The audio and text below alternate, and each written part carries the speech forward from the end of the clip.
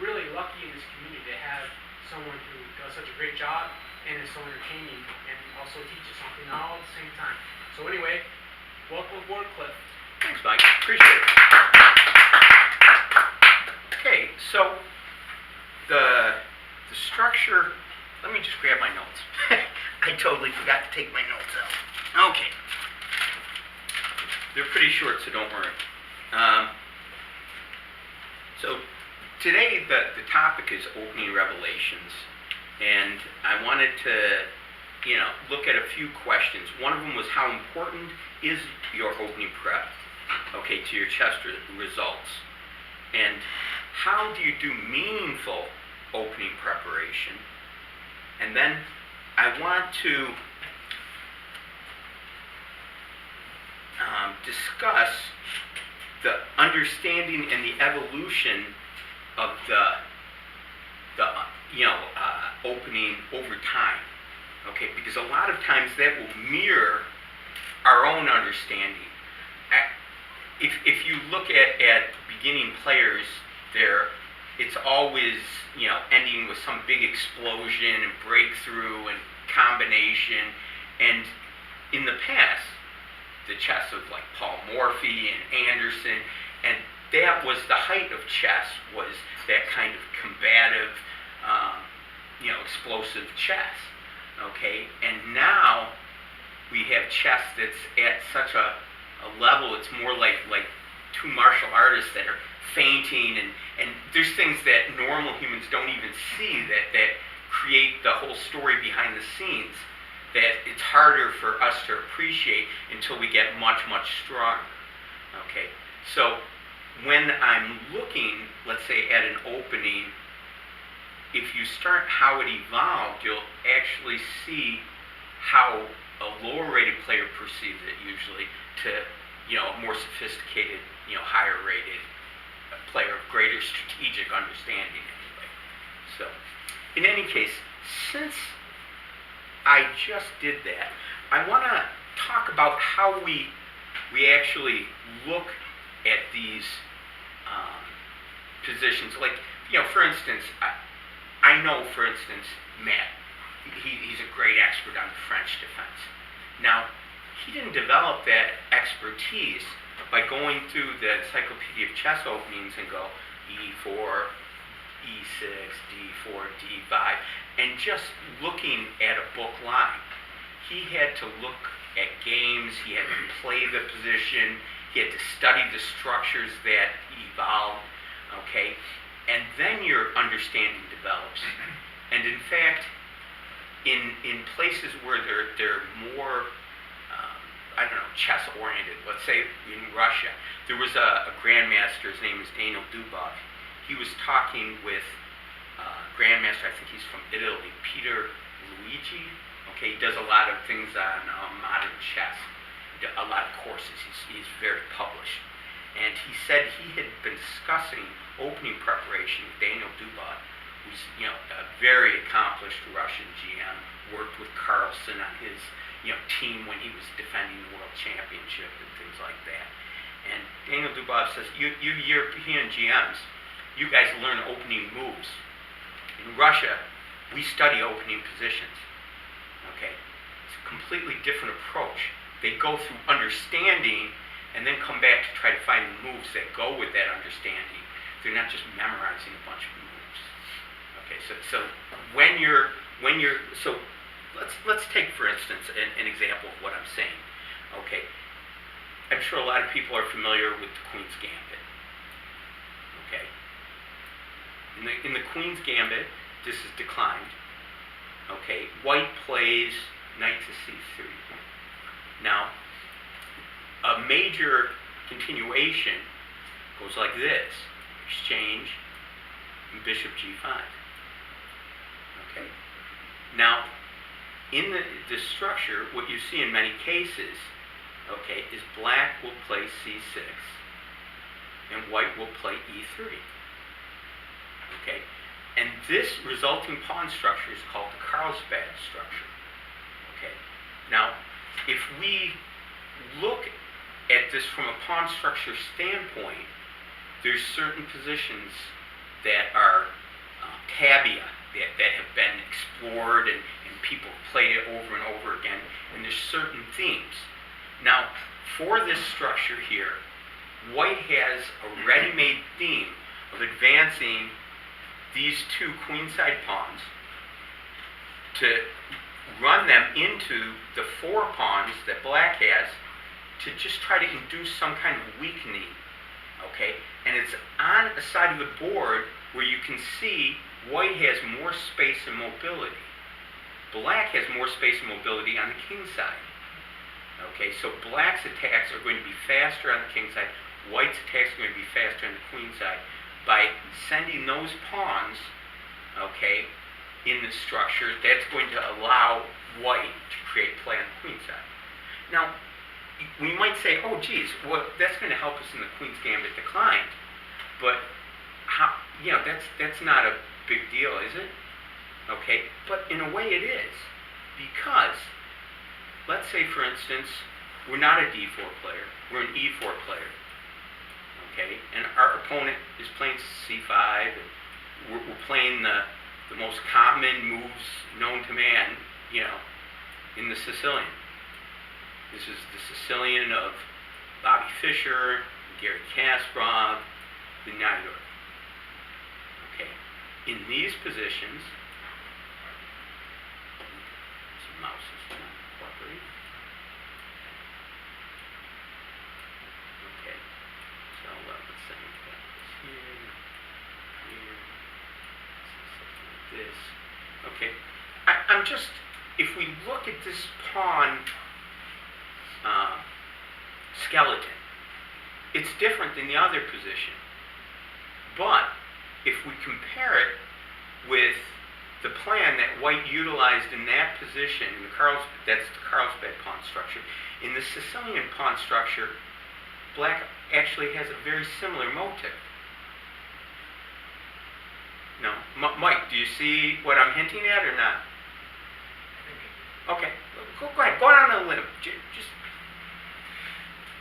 what would be one of the moves? So let's say white plays. Let's say white plays castles here.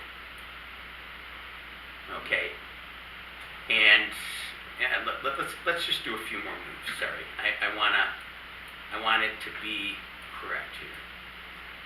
Okay, so now in this position, white actually plays a4 in 1,000 of the games out of 1,088. Now, why is that, Mike? Well, is it the minority attack is...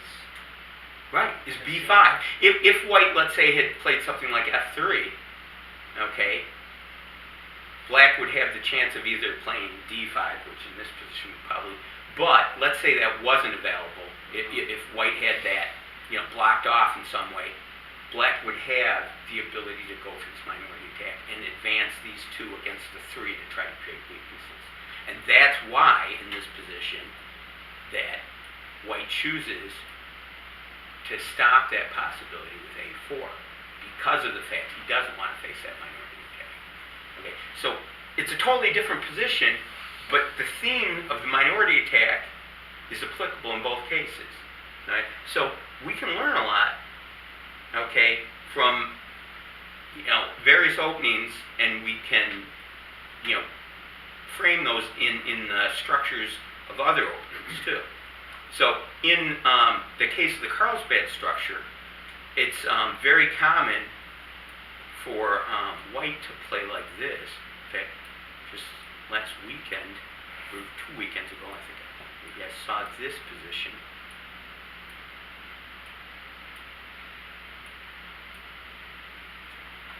Black actually played e6 here. Now, wait a minute. Is this a Carlsbad structure too? Anyone? Similar? No, it is. It's the Carlsbad structure. It's just with colors reversed. Okay, now, is there differences here? showed it before, black would have had its bishop on g4 Right, outside of the chain. right. Okay, so this, black, being black, didn't get all the benefits that white did from the Queen's Gambit. Okay, and he didn't have a spot at this point. See, that's the whole point of e6, is because black doesn't have a comfortable spot right now to put the light squared bishop. In fact, there's a player in Rochester who has played like this, and when usually white plays knight d2 so that black still can't put the bishop on g4 and pin the knight, but this allows black the option of playing like this. Okay. This Lev used to play this way, okay, and allow this, but now we have, you know, a real lock on the e4 square. It's an interesting structure here, and all of black's pieces are good. Okay, so it's actually quite robust. It's not very easy to crack. But that being said, what I'm trying to get at is, in these positions, it's not a move you're understanding, it's structures. And in this game that I was trying to show, e6 is actually a very sophisticated move.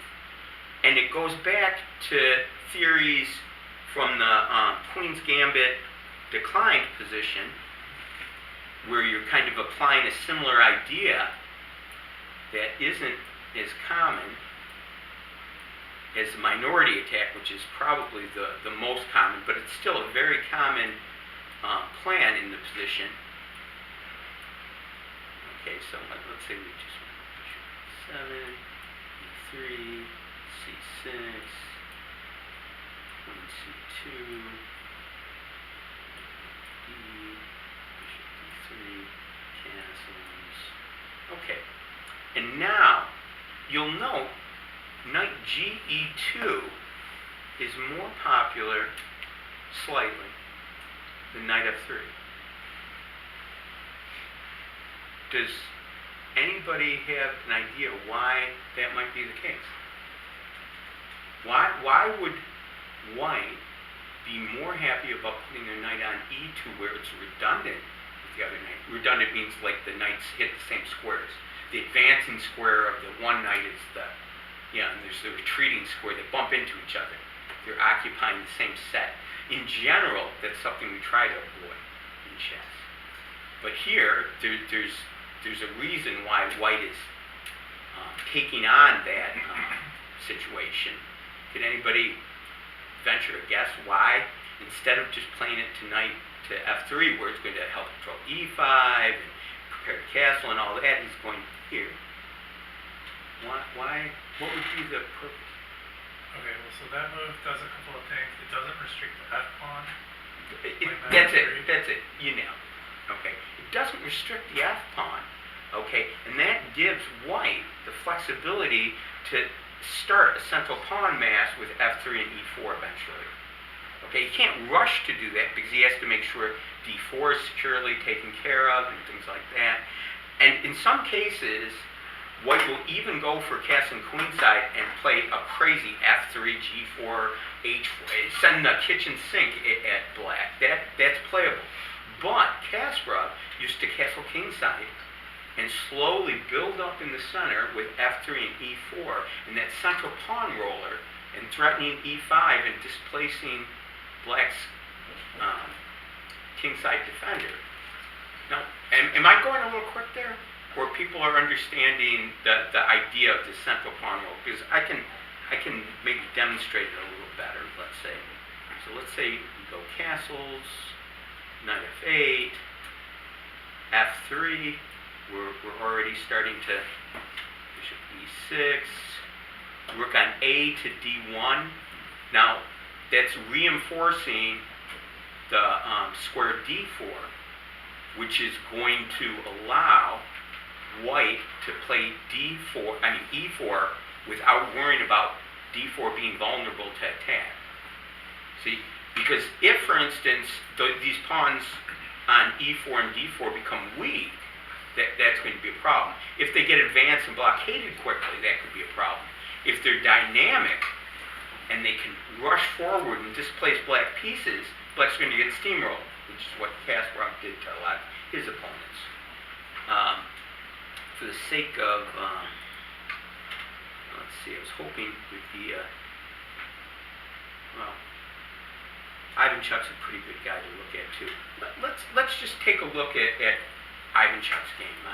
He's you know, pretty phenomenal player, and I'm sure he did something interesting. Now, so why would Black have played Rook to C8? I mean, he's a strong GM. He's playing here. Anyone? Aligning with the queen. Yeah, he's X-raying the queen. That's always, you know, going to be, you know, something White's going to have to consider. Now, Ivanchuk puts the king on H1 so that when he plays E4 in the future, there won't be tactics on the dark squares, which, you know, in a lot of cases that could be an issue. So, knight to G6, trying to activate the knight, makes sense. Another prophylactic move, A3, knight D7, bishop F4, A6. It looks like both are kind of waiting here, but if White gets the chance to get these things rolling, this is going to be a problem. Okay, so Black says, I'm not going to wait for you to do that. I'm challenging your center right away. And White gets E4 in, but look, Black has pressure against D4. Now, imagine we hadn't moved the king to H1. There would be tactics, right? CD, bishop C5, pinning. So that shows you what a strong move that was to prepare that for king H1, to prepare this kind of central action before you open the center, put the king on that safe square, so that you're not going to walk onto the pin. Okay. And you know, this is kind of a dream position, I think, already. I'm curious what the engine will say about, yeah, it's almost 2 pawns better for White. So I don't want to spend the whole thing just going over the one game, but we can see now, you know, White has a really dominating position, and it was all based on getting those central pawns rolling in a way that's beneficial. We didn't want to walk into any pins, and we didn't want our D4 pawn to fall. Okay. So, now, in all these cases, we were talking all about the same pawn structure. If we go back now, and we go back, it's still going to be the Carlsbad structure, but if we look at this with imagination in this Kharroubi position, okay,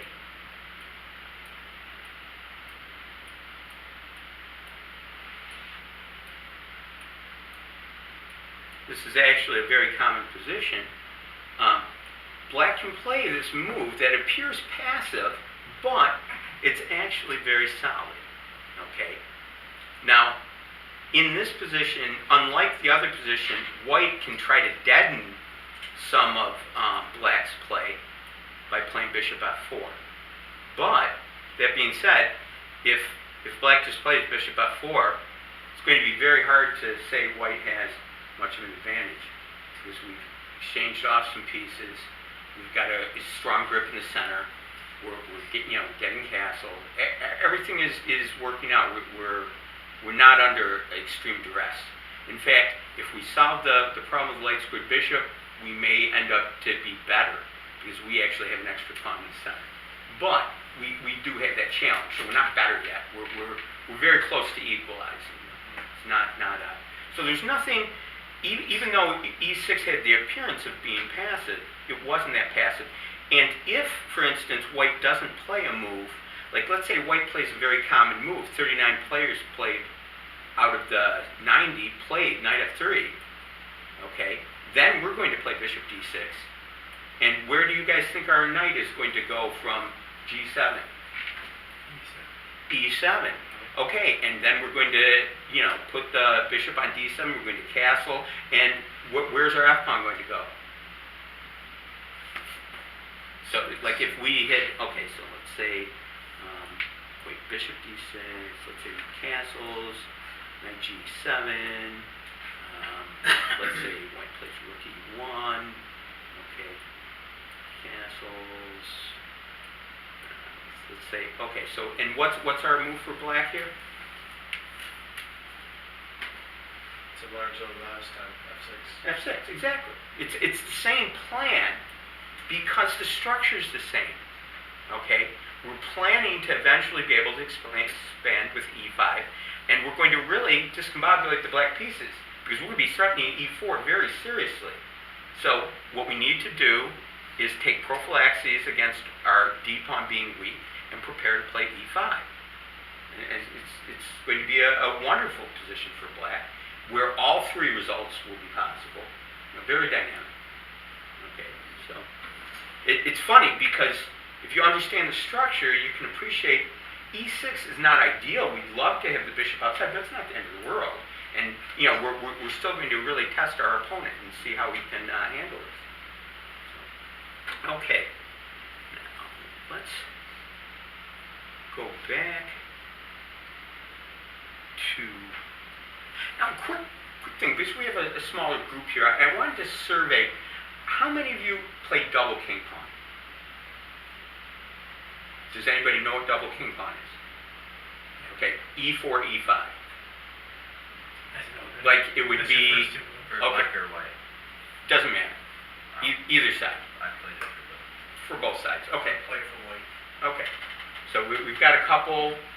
I know a guy there who plays e5 all the time. He's just, he's probably too full with pizza to comment. Okay.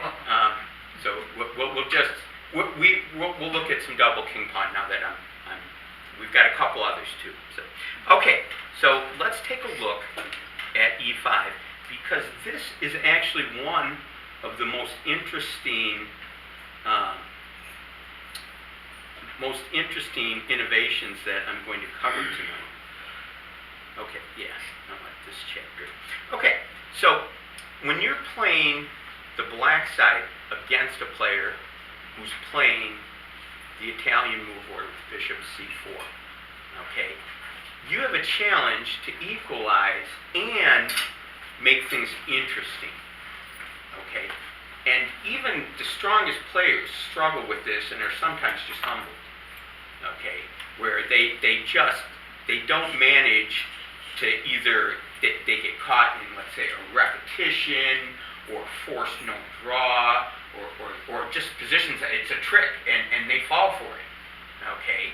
And they lose to players, hundreds and hundreds of points lower than them. So it's very hard to play black in these positions without very strong knowledge. Okay. Now, Igor Nikolaev was one of those guys who would play this game in and game out, and against masters that were preparing for him every week. There was Matthew Perry. He's 2,300. He's playing against Igor 20 some odd games in these double king pawns from both sides, okay? And David Hayes would prepare his, double king pawn openings against Igor too. And they're all waiting for him, camping, and Igor's repeating these same openings over and over again. So it's very surprising to me when somebody as strong as Igor has a hiccup. Now, there is one of the books that I would really recommend if you haven't gotten a chance to check it out, is it's Mayhem in the Mora. And it's a book on the Mora Gambit by Mark Esserman. Okay, and Mark Esserman, he does a lot of, I think, YouTube streaming and stuff. Twitch. Yeah, whatever. Online. Okay. Online. Yeah. I'm old. I can't differentiate all these things, okay? Yeah, he's online, he's playing chess, he's talking. Okay, sorry. Yeah. So, in any case, an incredible, brilliant attacker, okay? And he won in this, opening that's supposed to be terrible against many GMs, okay? The only ones who actually survived him, are like Hikaru and, the people who are really, really, strategically and, their opening preparation is amazing because he really attacks in an incredible way. But he was playing Igor and he was playing white, okay? And this was in the New York State tournament, and this is an amazing occurrence to me that he kind of caught Igor out. Okay, now Igor was playing black here, and this opening is you know, so rich. You know, the two knights with knight g5. It's there's so many lines, and it's funny because I learned about this almost one of the first games I ever played, and the guy who was there was a master, and he said, you know, the problem with this is you got to know all the losers here. So you can't play this unless you know why all these inferior lines lose, or you're just going to get caught. Okay, so in this position, there's the classic. If they take with the knight, you get to have all this fun. Okay, sure. They call this fried liver attack, right? Everyone's so I'm not going to demonstrate this as long as everyone's familiar with it, right? Okay, so with the fried liver attack, it's a very exciting, explosive way, but most players won't fall into that. Okay, now Ron, the owner of the chess center previously passed recently, his favorite move was called the Fritz variation with knight to d4. Now this allowed white to try to open up that bishop. Okay, so now there's a double attack on f7. Okay, it looks like, yeah, white's got something for black, but Ron was playing this with black, and he would play this move and allow this fork, which looked fun. Okay, and now the rook's gone, but he's not taking the bishop, he's taking the pawn here. Okay, and this is forced, and now whether he blocks with the queen or the bishop, it doesn't matter, he's lost. He's terrible. Okay, so this was his joke. The thing is, though, players with white don't have to play this funny d6 move. They could play a logical move, fighting for the center, saying, we've got to get rid of this knight. Okay, it's got to go. And then, you know, it was still very tricky because black's going to ask white to move this bishop. Okay, if you take my knight, I'll take your bishop. And I like my chances with the bishops. Okay, so the best move here was this surprising move, bishop to f1. And not everyone finds it. That's another reason why you might want to play this Fritz variation, is because not everyone finds a move like bishop f1. Okay, after bishop f1, the best move is to take the pawn and attack the knight on g5, even though you're allowing your knight to get taken with the pawn. Okay, and the position would go like this. And there was a check, and we're not going to play bishop d7, which would not be very good. We're going to play king d8. What? You mean turn stoppage? Voting. It's fine to have it on. It doesn't matter. It's, you know, see, you know, personally, stockfish is just noise in a lot of ways. Because even what stockfish may think is the correct move may not be the correct move for humans, because it may require 15 perfect moves. And guess what? There's nobody in this room that can do that, unfortunately. I wish there was, but there's not. Okay, so what's more important is understanding the idea. Now, the idea here is black not to allow exchanges and to attack white. Okay, that's why he's given up material, and white's king is still sitting here in the center. Okay, but white saying, hey, I'm bringing a piece out, I'm attacking. Black saying, no, you're actually putting your queen on an exposed square, okay, and I'm going to get ready to make discoveries against your queen. Okay, and this was the game where white castled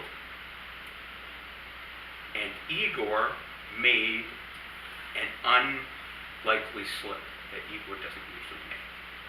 Now, the really funny part about the story is I played Igor about maybe 6 or 7 years later, and he repeated this exact mistake.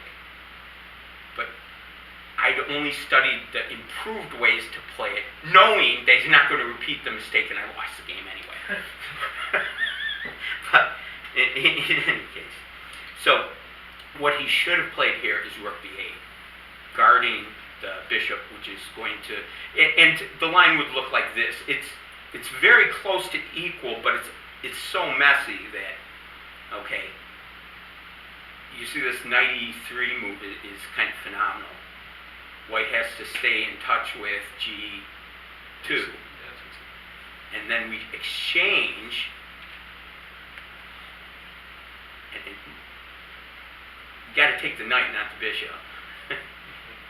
And now this is, you know, this is supposed to be slightly better for white, but man, these bishops and all this, you know, like the b file, this is a mess. I mean, the better player usually is going to win a position like this. I mean, in my book, I mean, the computer's going to say one thing, Bodie. I don't care though. It seems easier to play for black. Easier to play for black, but white has material, and you see those center pawns, so it's a mess. In my experience, positions like this, the better player ends up winning. Okay, so in any case, this is what should have happened, but Igor didn't play rook b8, which kind of shocked me, because Igor usually had all these things just right. He played ed, and that's what he played against me too, and I played d3, but boy, knight. This was the game against Esserman, and Esserman took there, and you can see we're not even to move 15, and Igor's really in a lot of trouble here. And I think in the end you can see black's king doesn't have any safety here, and he ended up losing in like 30 moves. I'm just going to go through a little quickly. He gets completely blown up here. But this didn't happen very much, obviously, to Igor. He's you know, he drew Hikaru Nakamura in a classical game. He won more games in Rochester than probably anybody that I know of. He used to come here every Saturday and just win. He was just a beast of an opponent. So somebody got a couple wins over there. Yeah. But they didn't come easy, did they? No. No. They didn't try. Yeah, I had a couple wins out of a lot of games, and he's, you know, just a huge opponent to deal with. So Here's the final loss. yeah. So this guy, Mark Esserman, I give him a lot of credit for playing a great game against a player that really is incredible to deal with. But that shows you that here's black struggling to try to make things really dynamic. So when I find something that works in a position like this, I get more excited even. So if you wanted to play like the most solid, tested way, you wouldn't play this knight d4, it's called the Fritz variation. Okay, the main line is knight to a5. Okay. Now when you play knight to a5, you have to be prepared that white's going to play the correct bishop b5 check, and black plays c6 and white takes. And this is a pawn sacrifice by black. Okay, now this is kind of amusing. I was teaching summer camp here, and there was a kid. He was one of those kids who's like, "No, I know that. No, you can't show me anything. No, I've seen the fried liver. I'm not getting my liver fried." Okay, he told us all that. Yeah. Okay, and then there was this game. He was playing this kid, Thomas Kwan, young, talented player. Turned out to be more of a soccer player than a chess player, but he did have a brief little, you know, flirting with chess where he was really good for a while. And I think he drew Jacob Chen in that advanced game. So, but this player was playing against Thomas Kwan, and he played this move. And then Thomas Kwan went, "Oh, excuse me, isn't that your pawn on f7?" And he said, "Oh, I'm not going to let you talk to that anymore. We're going to block that." And all of a sudden, we have the world's worst fried liver ever. Because you now have the fried liver, but you don't even have a c pawn.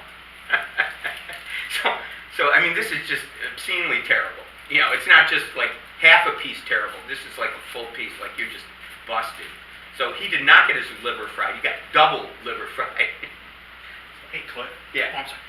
Cliff, I have a basic elementary question. Okay. After knight to a5, Okay. up. Yeah, I just. Okay, so here, No, knight to yeah, a5. that's what I was. Right.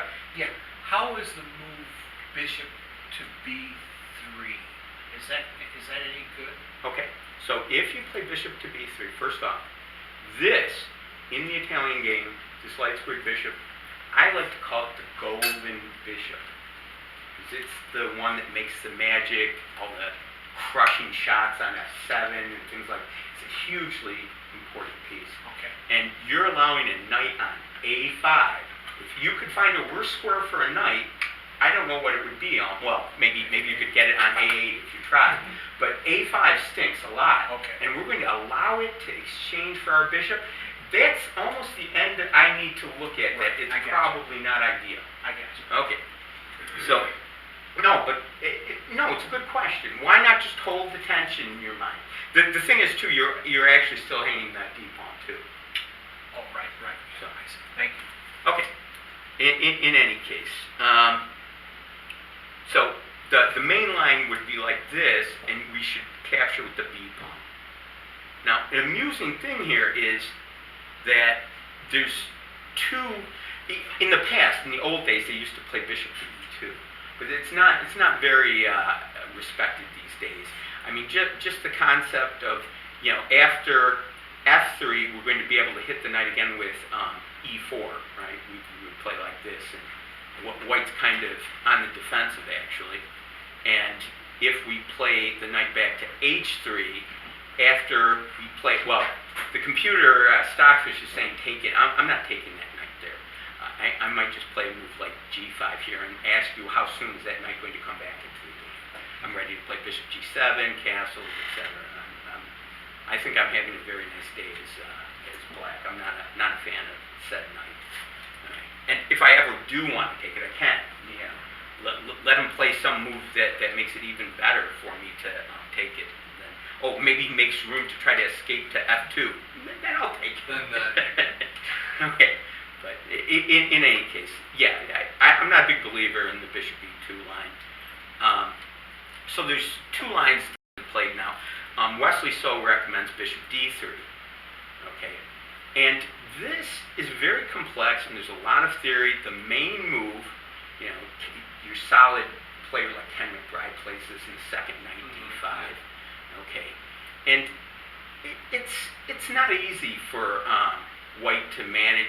Black's, you know, has a lot of play here. Is threatening to damage the structure by playing like knight f4, knight takes d3, things like that. There's good play for black in these positions, but white is usually very well prepared. You know, if they're playing a line like this that's so forcing that you've got to know all these moves. So I would try to seek for something more interesting than just playing the main line. And I found this line, okay, gives black a chance for white to really kind of screw up.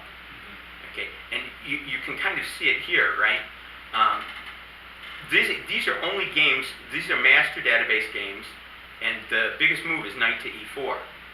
Okay, if it will let me move there. Knight to e4, please. Okay, and that's already, you know, that gives black this nice idea of expanding over here. This is kind of interesting. We'll be able to put after the knight moves, you know, we're going to be threatening e4, we're going to be threatening putting the bishop to c5, pressuring f2.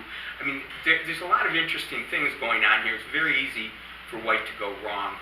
Okay, but there's also, if white was a little more prepared, he might play a move like, you know, knight to h3. It's not quite as bad as in that other position with h6 and g5.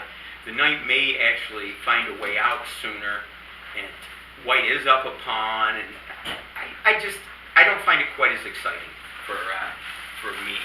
That's why I was really excited about this innovation that I came across. I think it was last week they published it on Chessable.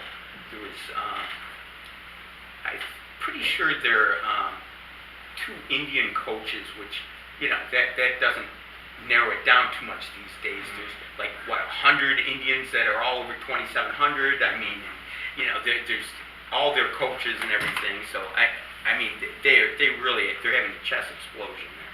It's incredible. But in that work, they were recommending, instead of playing knight to a5, playing a move called the Alstead variation.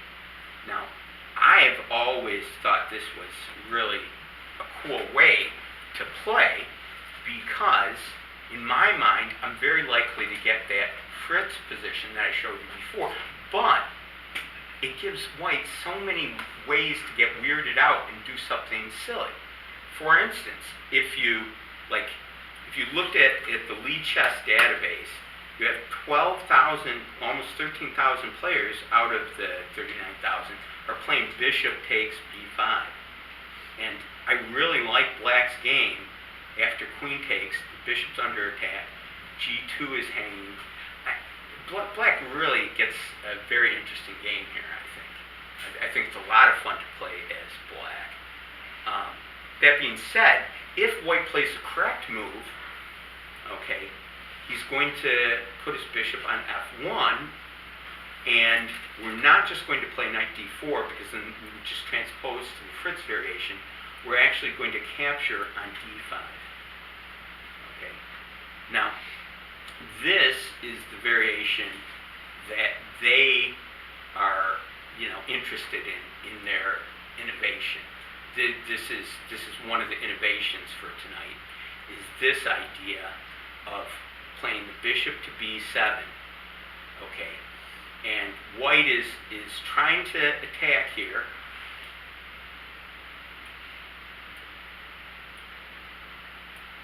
Oh, wait, no, I missed. Did I get this wrong? So, bishop f4, bishop here, here, here. Castles, yeah, okay, castles, not queen h5. I had the order wrong. Okay, so on castles, bishop e7, queen h5, g6,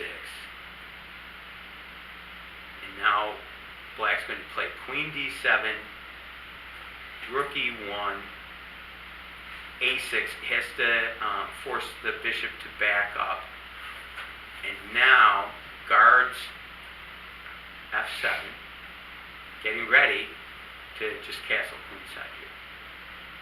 Okay, and this position is one of those positions where who knows exactly what's going on. Okay, but I don't mind playing this for either side. It's a big mess, and the thing I really like, if you notice, white's pieces over here are not the most active pieces I've ever seen. Okay, so I like the fact that we're getting this dynamism and we've got huge piece activity. Okay, and I mean honestly, I think in most of these lines, white's going to end up giving up this light square bishop too. Okay, and we're going to get a pair of bishops. It's a whole mess, but wow, I mean it's a lot of fun. I'm impressed with this concept. Okay, I thought this is a very interesting way to play, and it's very new. It has a very small number of games. If we look, well, I mean even in the Lead Chess database, you can see there's 7 games. Okay, rather than 7,000. We're boldly going where no men have gone before, basically. So that's kind of fun. Yeah, I really like that position. So, okay, I'm going to. Was there any questions about that? Okay, so very interesting, way to play, and when you're black and you're facing somebody, especially if they're close to your strength and things like that, you may want to really still press for a win, and you don't want them to be able to just make some kind of repetition or some easy draw or something. And, while playing Sicilian, that may not be that big a challenge. But if you're playing a double king pawn, there's some positions that, you're kind of forced into, like, maybe wrapping, which you don't want to do. I guess, so just picking up again on the theme about like conservation of structure and different openings. When you played B5, it kind of reminded me of like Evans Gambit kind of idea. Do you see any similarity in the theme? Oh, yeah, of course, because, you're playing B5 to gain activity. Okay, it's not, like, in the Evans, you're actually gaining the center, because B5 is used to be a target for C3 and D4. Okay, so you're getting a huge grip in the center to get those pawns, like we were talking in the Kasparov variation, where he's playing F3, E4 in the Queen's game. You want to get that central pawn mass rolling. That's one of the ways to get a big game. But here, this is more based on piece play. But if you get in Queen D5, then you got center activity that way. Yeah, if you can, in many cases, if you get to centralize your queen, like for instance, there's a coach in Chicago that I met at a tournament, and he taught all his students to play like this, Because I asked him, geez, they all play the Scotch, okay? They all play like this, and I said, why would you choose the Scotch? The Scotch isn't the greatest opening theoretically, and there's all these kind of weird lines. I mean, Queen A5 is a move here and stuff. It's just, it was an odd choice, I thought. But he said, if you look at what the most common occurrence is, so let's put the players under 1200. Okay, because a lot of his students were lower level students. Okay, you can see what's yeah. That's the number one move by a wide margin. And now you have a beautiful centralized queen, and we're positionally won in the first four moves. And it would happen over and over again. And you see his students; they're up there. He charges $120 an hour, and they're up there with the trophies. In fact, one of the parents, one of his competitors, who's a 2500 USCF player, said, ask him what his rating is. And the parent said, he said you're not even rated 2000. He told us to ask you what your rating is. He said, the only thing you need to ask is, do you want your child up there with the trophy or without the trophy? Oh, yeah. So I thought it was a nice comeback. Mm-hmm. So, okay, now let's see, we don't have much time, but I'm going to jump into another area quickly. Okay, and this is a real evolution of chess, but it's actually, very simple too. Okay, in the Caro Can, when I was first playing in the early 1980s, okay, I tried to get coaching, okay, and I had seen this guy, his name was Nigel Short. Maybe this was late 80s. In any case, it was a long time ago. Okay, play this way. Okay, this is called the Short variation. And my coach at the time said, this can't be any good. This is just like a parlor trick kind of thing. That there's no point to it. And he had very clear reasons why. Okay, that if you were black and you were able to solve the problem of your Lightsburg bishop, you basically have a French structure. How could you claim that this could be an advantage for white? It can't. Okay, that was his logic. At the time, you saw a lot of players that would play things like C5 and C4 even. Okay, and this actually, this is a pretty effective move here. And the point is, I'm not playing like a French with C3.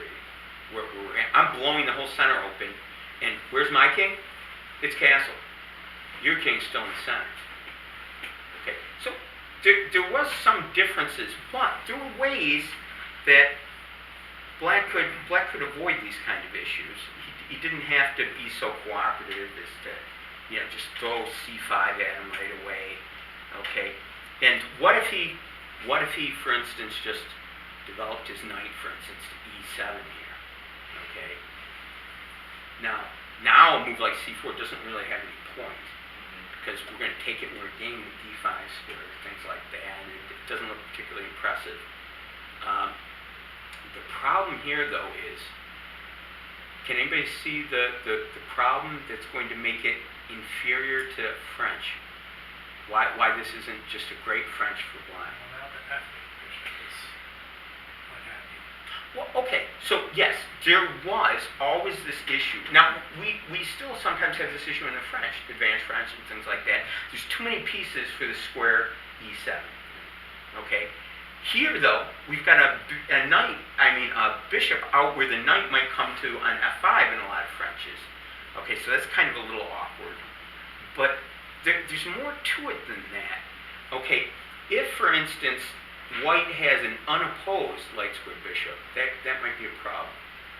Okay, and sometimes it can just be used to accelerate things. So you might get a position maybe like this, and Black is starting to try to, get things going, and white doesn't even have to play, like the computer's calling for c4. Let's say we don't even see that move, okay? But, oh yeah, wait a minute. If he moves the knight off e7, then we are going to go for that. So let's say he hesitates on that. Let's say he plays a move like queen b6, okay? Now there's a positional idea, the computer's not seeing it, but there's a positional idea that I think in all these positions gives white, an advantage. Anybody see what it is? And it's a reoccurring theme in these positions. I just moved these pieces around. This wasn't even something that I prepared. I'm just trying to illustrate a point that a bishop on f5 is not always a plus. It can also be a liability. And after we covered the e4 square, we're threatening to play knight over. Now the computer's saying I'm hanging something here. So I shouldn't do it in this exact move order. Okay? But you see the point. In these positions, this is something that's always hanging over the head. I shouldn't have played as active a move if I wanted to demonstrate it. Queen b6 it put too much pressure on the center. But you can see what I was trying to improvise. I was trying to say we're making the bishop on f3, on f5, a target, not a positive. Okay? And in some cases even, Black will recognize this type of structure. In fact, Lev, he used to like to play this way. Knight to e7, with the idea that he's going to meet castles with h6. Okay? And if you let him, he's going to play bishop h7 and the knight up to f5. And then he's not going to have this log jam on e7. Okay? That was his point. Okay? But the strategic thing that I was trying to get at is that just because the bishop's outside of the pawn chain isn't always a plus. It can be a liability because he has too many pieces for too few squares. And that's what white has tried to evolve. Or sometimes it's too slow. Now the other thing to note is if Black plays immediately to challenge the center, and he still has the option of developing the light squared bishop, okay, it's taken him 2 moves to do this, whereas in a French he would do it in 1. Okay. Now, all this being said, there's a very interesting idea here. So Anish Giri, he recommends this move, c3 here. And he says, we're going to force Black into playing a regular short system where we're going to wait until he develops his bishop. Then we're going to play knight to f3 and e6, and and then we're going to come after this bishop eventually and say it's a liability. Okay, and since he's a candidate now, right? Okay, so yeah, I mean, but even before that, everyone always knew his opening ideas were some of the most sophisticated. So it's a great idea what Anish is getting at. But here's what's really funny is Wesley So would recommend taking here in his course. And that the only chance for black to really try to equalize was to play e6. Now we're locking the bishop in. Okay, the funny part about it is knight c6 was the choice of a Rochester player named Henry Swing. And everyone knew it was refuted because Wesley So said you just play f4 here. Okay, but now here's probably one of the reasons that Henry played this way. He probably won 1 million games. First off, the most common move isn't f4. You can see this even, these are players, the lower, no, if I put it back to 22 and 2500 only, so only over them, what's the main move? Knight f3, right? So, and these are players over 2200, so they're not playing the Wesley So refutation anyway, and when you play bishop g4, there's going to be a lot of players that just play bishop e2 here. Okay, and like this, castles, and takes, and now this is hanging because we're threatening to take and take. And a lot of players find a move like bishop f4, which loses on spot almost. Okay, that now without any h3 encouragement, we're still going to take here. And then we're just going to say we're winning stuff. And then the game's effectively over here. This is a pretty big plus for black.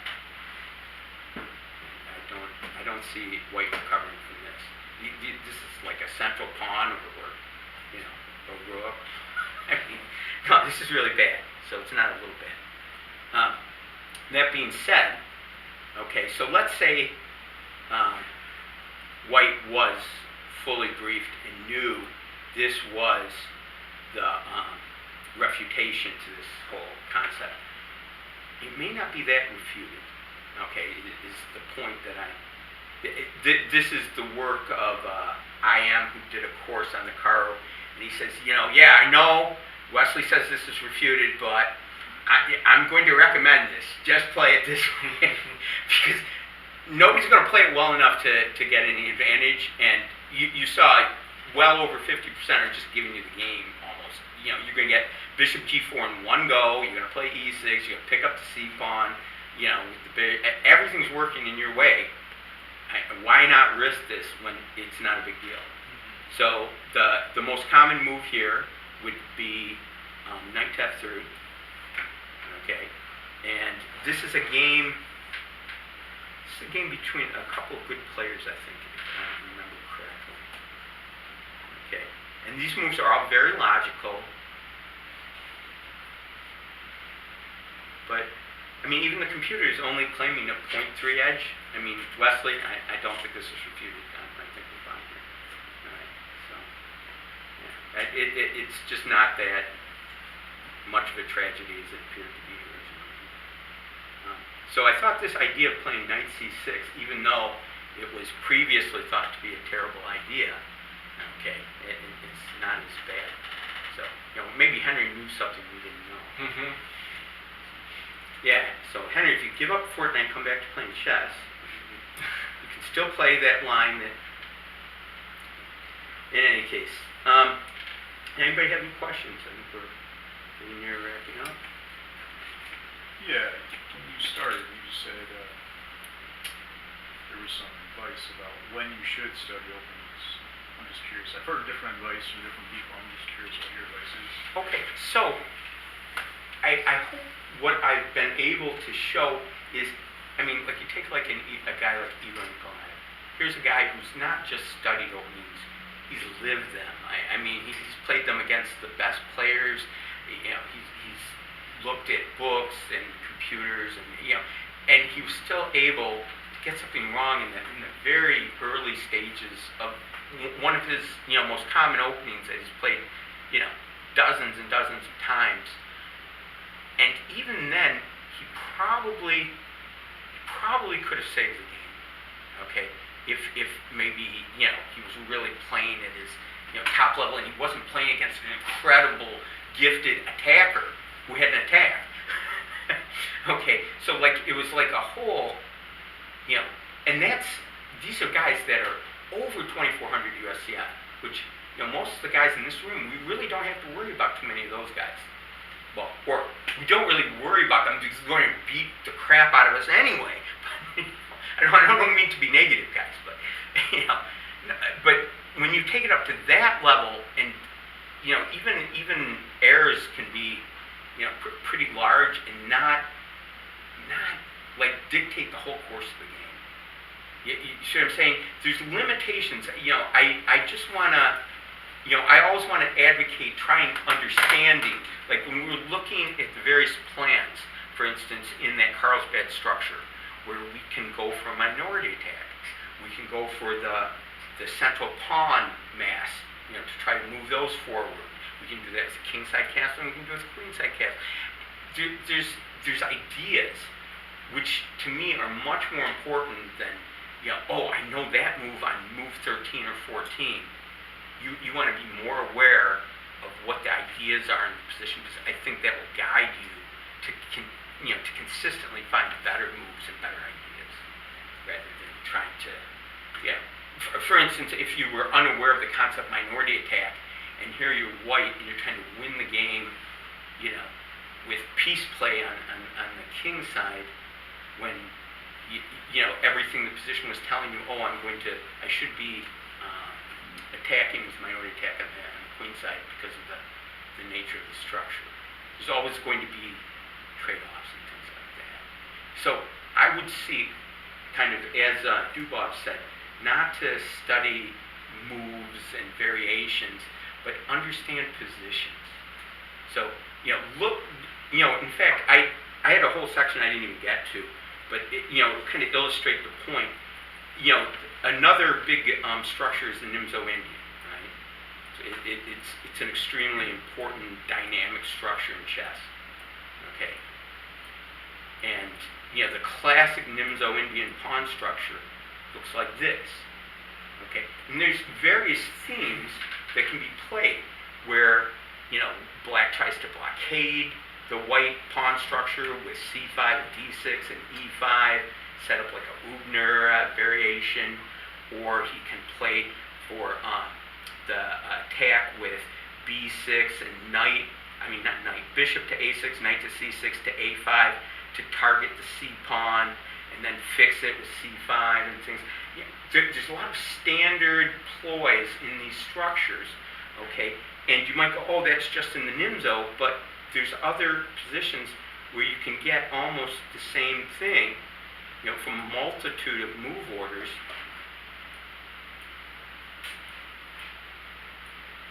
Where this player we mentioned earlier, Roman Ginjastavili and his friend Igor Ivanov, used to terrorize all the, tournaments, Swiss tournaments in the United States with this variation, the Ginji Indian, okay, which it was refuted many, many times, and it's not.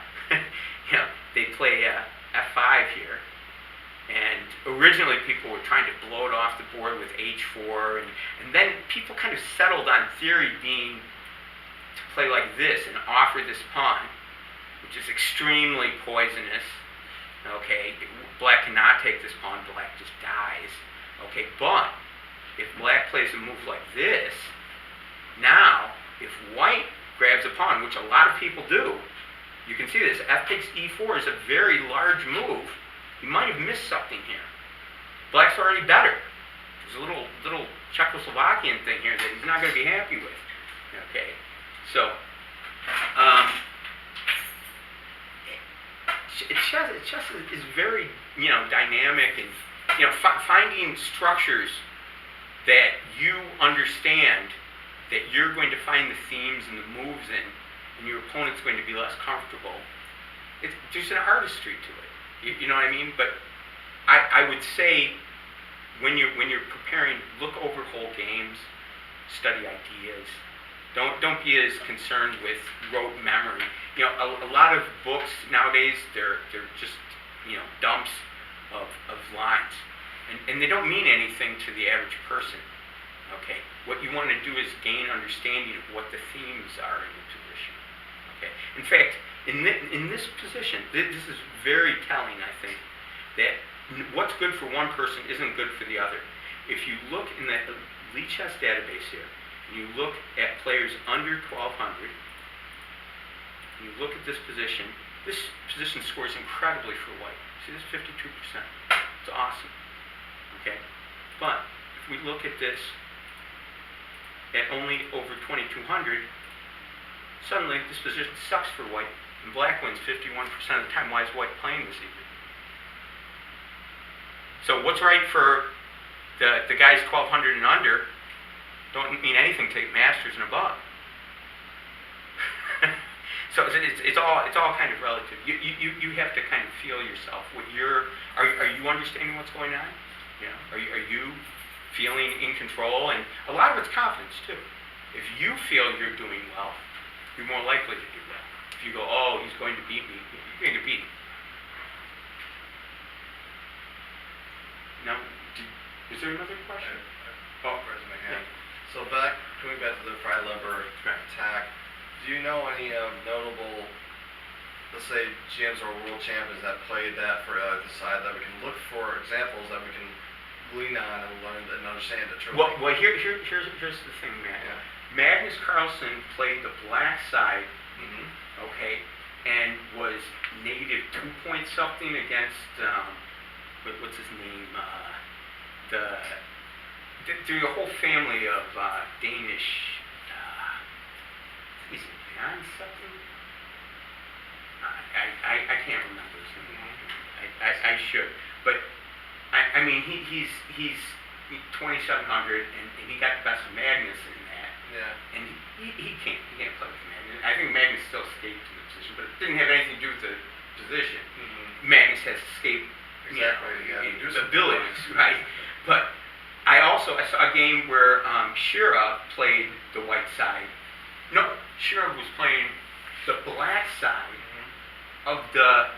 No, he was playing the white side of the fried liver, where he was actually takes on F7. Yeah. Where that all happened, and Shira played it in a way that gave his opponent a shot that nobody saw until, it was played with a computer. The guy had a shot which would have won the game completely. Yeah. And that's when Kasparov didn't even want to play Shira. Nobody wanted to play Shira because he was fire on board. He was you didn't even want to deal with that stuff. He was sacking rooks at a moment's notice. Yeah, I thought Kasparov had a good record in this year. There was a point in time where Sheriff was terrorizing the world, and they could have had a match, and somehow it wasn't Sheriff that made it not happen. Let's just put it that way. It could have been any number. Maybe Kasparov didn't think he was getting enough money, but actually, I don't think anybody really wanted to play Sheriff at that point. I mean, he did play the move during that period of time. I think that's considered the greatest move ever played, which maybe I'll have to do some session on that. It's in the endgame where he just gives up a bishop just to misplace a pawn. It's kind of crazy. Oh, where it was the pawn H3? Yeah. Okay, so that's all. Oh, Cliff, just one Sure. question. I got a book of Bobby Fischer games, and why didn't he play the Scotch? He always liked that, what do they call, Ruy Lopez? Right, okay, so the Roy Lopez is probably strategically the most complex opening you can choose. I think almost anything else is going to be less strategic. For complexity, that the King's Gambit is going to be as complex, but he didn't believe the King's Gambit was sound. He published a book called The Bust of the King's Gambit, so that would hint at the fact that he didn't believe it. When he says bust, then it was. But no, I think he thought the Roy was just the ultimate way to. In fact, a lot of players up until The Berlin came into fashion when the Roy stopped being such a feared weapon that to most professional players, anything White did, whether it was King's Gambit, Scotch, Italian, those were jokes. If you weren't playing the Roy, you weren't serious. Yeah. No, it wasn't. It wasn't. It evolved over the last like 25 years. That no, the other stuff's very serious.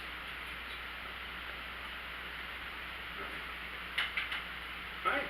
So thanks for having me, and I guess we'll call it an evening.